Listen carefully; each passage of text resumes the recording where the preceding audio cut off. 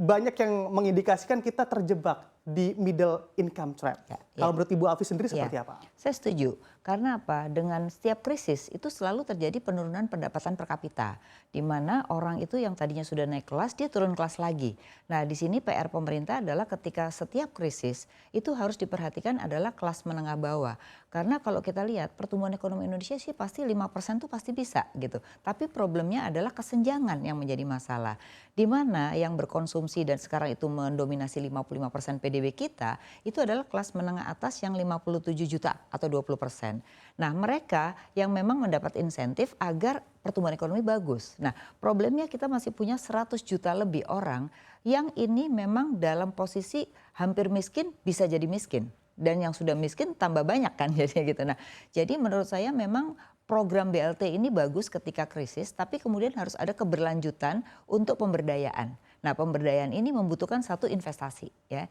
Nah, memang data BKPM kita menarik, investasinya tinggi, tapi tidak menyerap tenaga kerja karena satu padat modal, yang kedua memang ada perjanjian mereka bawa tenaga kerja ke sini gitu. Nah, jadi harus ada juga penciptaan lapangan pekerjaan yang bicara tentang investasi itu sendiri, atau yang kedua sekarang sektor informal kita kan makin naik ya kan. Nah, bagaimana membuat sektor informal ini agar menjadi produktif, agar menjadi daya beli, bukan daya beli, sektor ini menjadi efisien dan berdaya saing. Nah, ini yang menjadi masalah kita gitu. Makanya kalau kita lihat surplus kita yang tadi dikatakan ekspor itu karena kita cuma 3, yaitu CPO, batu bara dan besi kan.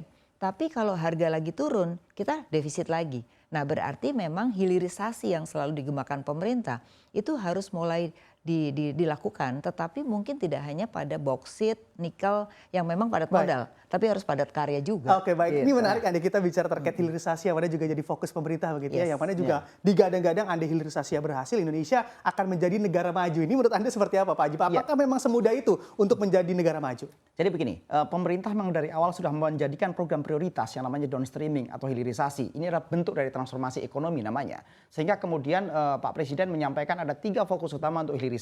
Pertama adalah batu bara dan mineral, kedua adalah gas energi, yang ketiga adalah sektor perhutanan, perikanan dan dan pertanian. Ini menjadi fokus pemerintah, tapi ini tentunya membutuhkan roadmap jangka panjang sampai 2035 ke depan. Membutuhkan sebuah proses yang panjang berbicara hilirisasi, karena berbicara teknologi, berbicara high investasi dan lain-lain. Nah, sekarang izin Mas Bram saya mengomentari tentang masalah kesenjangan. Karena saya sangat setuju dengan hal ini.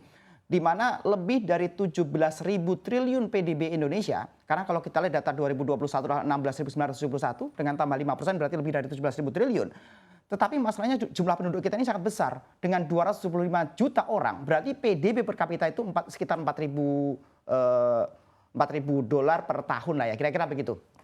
Problemnya adalah bagaimana kemudian ketika tadi Mbak Afi menyampaikan ada sekitar 100 juta orang bahkan miskin.